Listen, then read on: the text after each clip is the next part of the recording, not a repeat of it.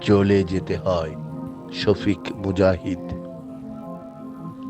প্রকাশিত দুনিয়ার পথে মানুষই শেষ গন্তব্যের পদযাত্রী। সকল কর্মসাধনে প্রাপ্তি বা বিভাজন দিন শেষে সার সংক্ষেপ।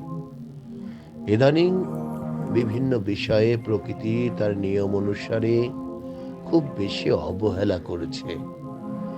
প্রকৃতির নিয়মে হয়তো এমনটা হয়, যোগ বিয়োগান্তে তাই মানে খোঁজা হয়নি।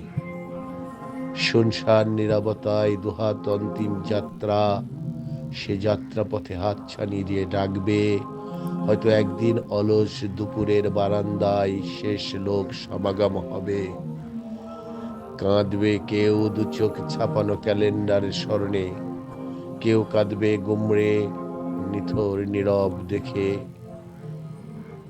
কারণ প্রাণ চঞ্চল হাসি মুখী খুশির সেই মানুষটা যদি কথা না বলে, যদি চুপ করে থাকে, যার সারাক্ষণ সারাদিন মুখরিত থাকতো, যেখানে কায়নাত, যেখানে চুপ হয়ে যেত সারা পৃথিবী, হেসে উঠত তার সমস্ত চারপাশ, সে হাসিমাখা মুখটাকে এক নজর দেখার পরে যদি সেই মুখে কথা না থাকে, এমনটাই তো হয়।